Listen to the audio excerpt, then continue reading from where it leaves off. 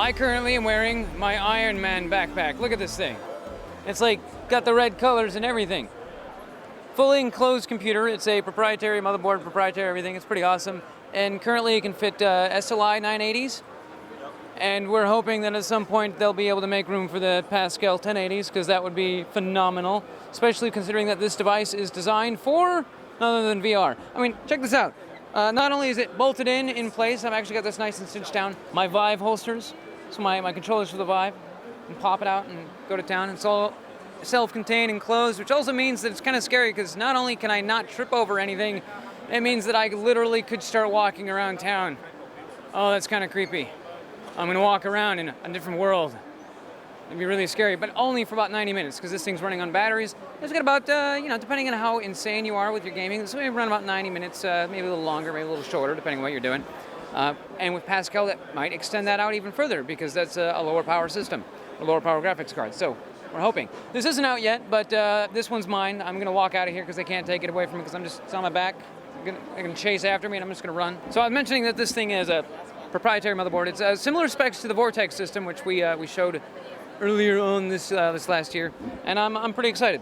I like this. It's not very heavy. How hot does it get on my back, other than the fact that it's containing all the heat on my back anyway? It's actually have two fans. One, the air will go in from one side and then going out from the other. So that's kind of neat. I'm really excited. I'm still very curious what it's going to be. It's got nice padding on the inside, and it feels like the machine is actually separate from what's resting on my back.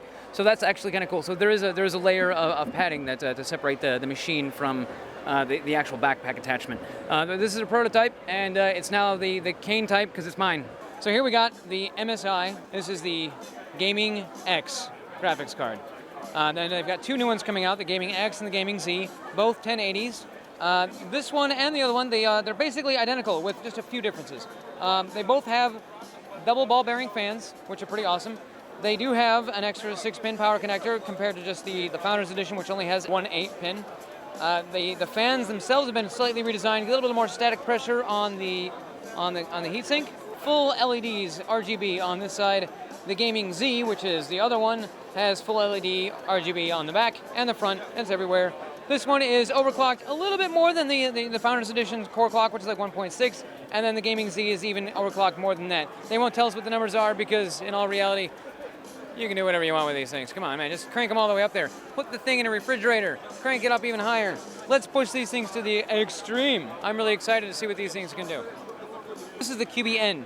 It's a nice little small, very, very small form factor machines. There's not a lot of intense graphical capability, but these things do support 4K displays, which means that they can drive a nice big 4K monitor, which means you can't really run a game on it, but you could use this for like emulators or something along those lines. But it would be really great for using as something you just tape to the back of your monitor, or tape to the back of your TV in your living room, and you can stream anything. Use it as a thin client for anything from Steam to good old games, whatever you want to do, and just stream your game to this machine. It's an Intel Braswell processor with DDR3L, which means it's low profile DDR3, but that's what this one is. It's a slightly smaller and a little less powerful version of the QB. Now over here we got the QB2 Plus V Pro. This one's a little bit bigger, it's got a fan, it's kind of snazzy. But this one here also has the ability to do 4K ultra high definition resolutions, and it's got a 6th generation Intel Core i5 or a Core i7. That's the 6500T or the 6700T. And it's got the Q170 chipset, and this one's actually running DDR4 2133. It's got 2 slots, so you can get up to 32 gigs in here.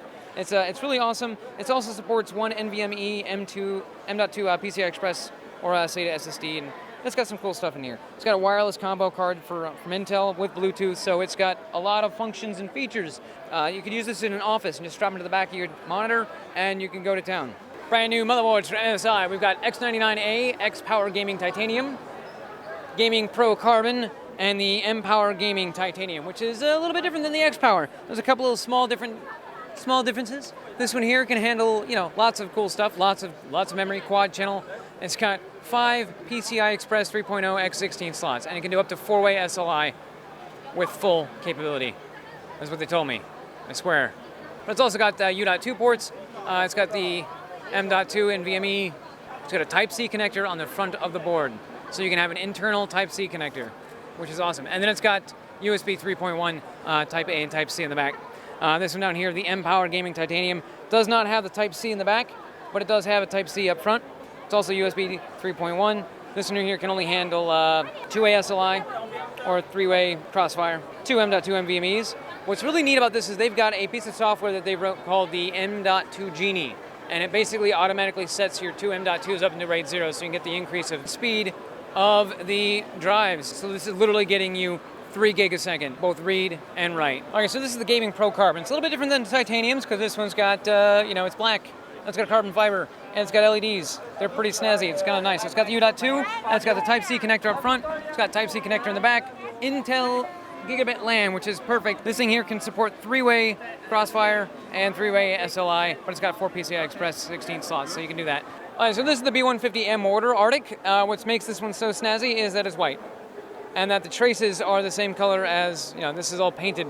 It looks neat, but they're not really doing anything, but the traces are actually the same color as the motherboard, which is kind of awesome. It's not a full-size motherboard, so it's got a single slot, but it's armored. It's got an M.2, and it does have the USB 3.1, Type-C, and Type-A. All right, so here we got the Workstation Motherboards. These are really awesome.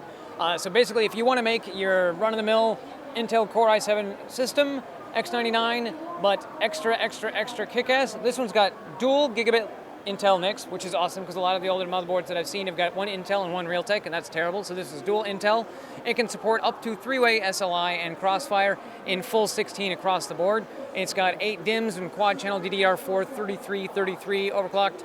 It's awesome, and it supports ECC memory, so that's pretty awesome. It's got the U.2, it's got SATA Express. This is the C236A workstation board. There's nothing too extravagant on this one other than the fact that it can do 3-way Crossfire, 2-way SLI, it's got an M.2. This is for the Xeon chip, so this can support the E3 version 5 series and a Core i3 and some Celerons and other things. Otherwise, it's an LGA 1151 socket, but this one also supports ECC. It's pretty awesome. But this one down here, this is the one. Look at the size of that heatsink. That's crazy because that right there. This isn't really for that, but I'm going to say it is because that just makes it look awesome and amazing. It's 10 gig Super LAN, they call it, but it's a 10 gig over copper. Only 4 DIMM slots, but it can handle up to a lot of memory. It's dual channel. It's not quad channel. Single PCI Express slot. M.2. It's got two 1Xs, 116, M.2. So the fancy part about this one is the 10 gig. This here, I can't talk about because they're going to sue my pants off. They're going to sue my pants off if I talk about this. So I'm going to talk about this one because look at this. Launch date, November 2016. They say it's the Z270, which means nothing. Cover up the back half of that. There. I'm just going to cover up this right here. I'm going to say this is the Z270. They didn't tell me that. I'm just going to tell you that. This is my guess. This is a really impressive looking board. I was trying to figure out all the really nifty things on here. Like, I don't think that this is the proper CPU cover for what's going on, but hey. Oh, look at that. Yeah. Anyway, otherwise, this is going to have a lot of stuff. They don't tell me what's on here, but I know it's got the boost audio. It's going to have USB 3.1. Those are the simple things we're going to have. It's going to be, 4 DIMM slots, probably dual channel. SATA Express, 2 SATA Express, and then 2 SATAs. No U.2, but it does have dual M.2s, which I'm guessing that you can also still do the M.2 Genie. We've come 30 years. It's their 30th anniversary. Look at this, and they still got that PS2. So I got a PS2 port, because when you need not to be using your USB bus, you want straight connection into that PS2 thing. It's amazing. It's tried and true. I know we've been showing you a lot of Intel stuff, but this is an AMD motherboard. This is the N70A Gaming Pro Carbon, which basically means these things right here, they all light up. They've got full RGB. Even the trace down here that separates out the audio is also RGB light up. It is a ZIF socket. It is AMD. It can handle your FX, Phenom 2, Athlon 2, Sempron processors for the AM3 Plus socket. So it's an AM3 Plus. It is what it is. It's I'd say if you can't wait for Zen, this would be something to go after. It does have 3.1, both A and C, fiber optic audio. If you need a motherboard now and you need an AMD, this is what I would get.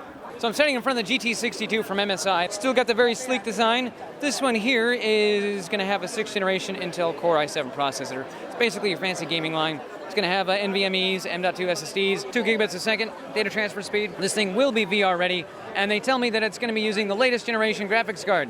And at this time, they can't confirm nor deny what I'm about to say, but we all know what that means. They don't actually have these in here right now. As soon as NVIDIA announces that, that's what's going to happen. These things are going to come out with the new Pascal line of chips. I mean, it would be dumb not to. And these guys are not dumb. I really have a lot of respect for MSI in that aspect. This has probably been my favorite laptop. I do not hold that back at all. I really do love this one. I like the fact that it's got the built-in mechanical keyboard. The touchpad is, I have mixed feelings about it. That's also the 10 key, and it's great because the old version and this one here has got SLI capability. That's right, you heard me, SLI in a laptop. And what's really snazzy is that this one currently has what they say is the latest generation graphics card. Again, you're all thinking, well, wait a minute, Kane, is that going to be like an M processor?